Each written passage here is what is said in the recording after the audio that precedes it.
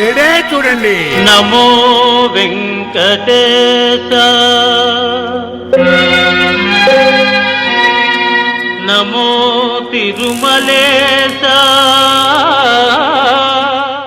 All happies, welcome to touring talkies. Friday వచ్చిందంటే సినిమాల సందడి. ఇక మాకైతే చాలా హ్యాపీగా ఉంటుంది, బిజినెస్ చేసుకోవచ్చు కాబట్టి. మరి ఈ ఫ్రైడే ఒక సూపర్ మూవీ రిలీజ్ అవుతుంది, MS Dhoni the untold story.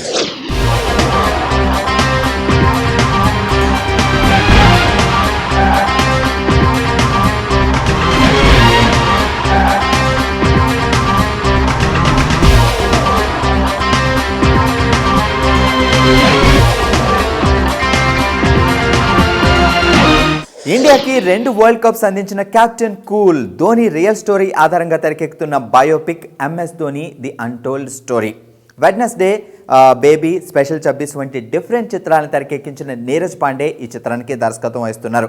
35 ఏళ్ల ధోని జీవిత చరిత్రని 3 గంటల పాటు భారీగా తెరకెక్కించారు. అయితే ఇటీవలే కొన్ని సీన్స్ని కాంట్రవర్సీ అవుతాయేమో అనే ఉద్దేశంతో కట్ చేశారట. అసలు ఈ సినిమా మీద ఎక్స్పెక్టేషన్స్ ఇంత భారీగా ఎందుకున్నాయి? అసలు ఎంఎస్ ధోని స్టోరీ ఏంటి?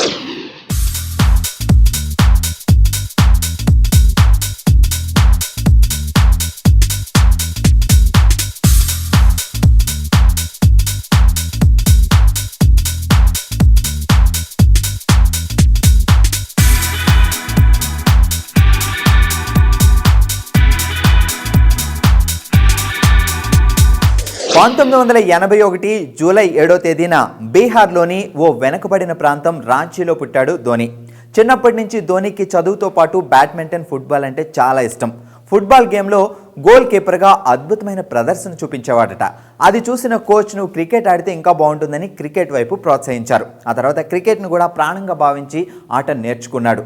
స్కూల్లోనే కాకుండా పండగలప్పుడు పెట్టే టోర్నీస్లో కూడా పాల్గొని 4లు 6లు ఇరగదీసేవాడట.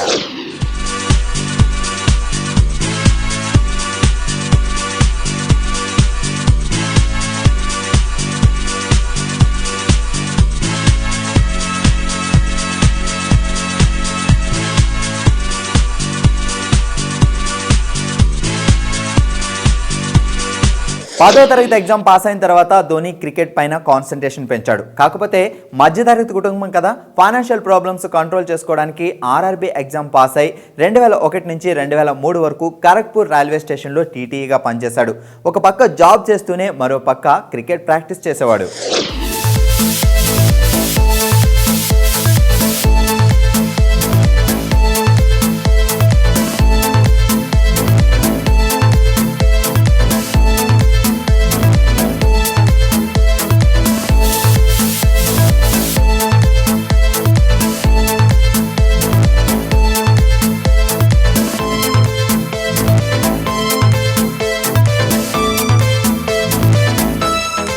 జార్ఖండ్ టీంలో డిస్ట్రిక్ట్ ప్లేయర్గా ఉన్నప్పుడు ధోని ప్రియాంక ఝా అనే అమ్మాయి ప్రేమలో పడ్డాడు. ఆ అమ్మాయి కూడా ధోని క్రికెట్ని బాగా ప్రోత్సహించేది.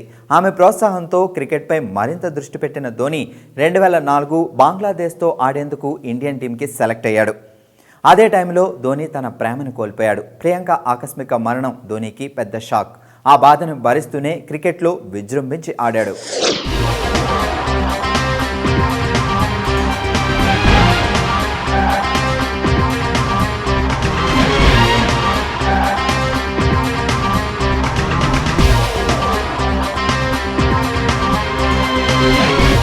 జీవితంలో ఎన్నో ఒడిదుడుకులు ఎదుర్కొంటూ ఇండియన్ టీంకి అద్భుతమైన సారథ్యం వహిస్తూ కెప్టెన్ కూల్గా పేరు తెచ్చుకున్న ధోని జీవిత చరిత్ర ప్రతి ఒక్కరికి ఓ ఇన్స్పిరేషన్.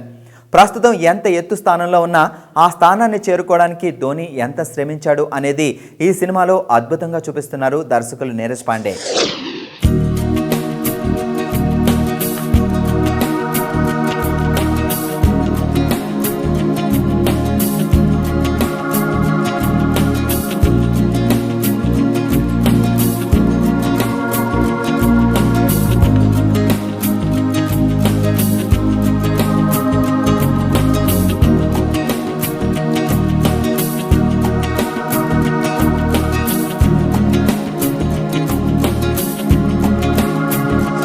ఎంఎస్ ధోని బయోపిక్కి రియల్ స్టోరీ ధోని స్టోరీనే. ఈ సినిమాలో నటించినప్పటికీ తన జీవితం కొంతమందికైనా ఇన్స్పిరేషన్ ఇస్తుందనే ఉద్దేశంతో యాక్సెప్ట్ చేసి గౌరవ రెమ్యునరేషన్గా 45 కోట్లు అందుకున్న ధోని పబ్లిసిటీలో చురుగ్గా పాల్గొంటున్నాడు. తమిళంలో రజనీకాంత్, తెలుగులో రాజమౌళి వంటి వారు పబ్లిసిటీ చేయడంతో సౌత్లో MS ధోని చిత్రానికి మరింత క్రేజ్ పెరిగింది.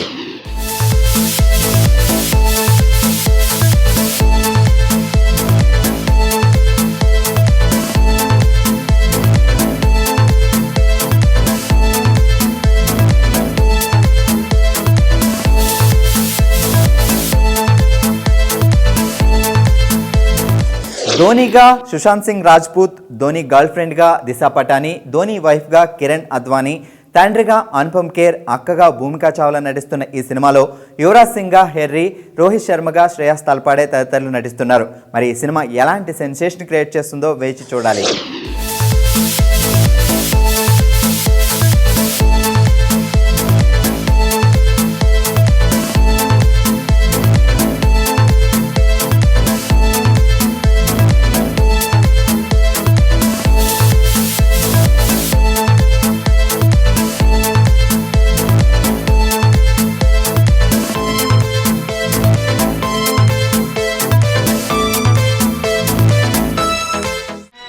చూడండి.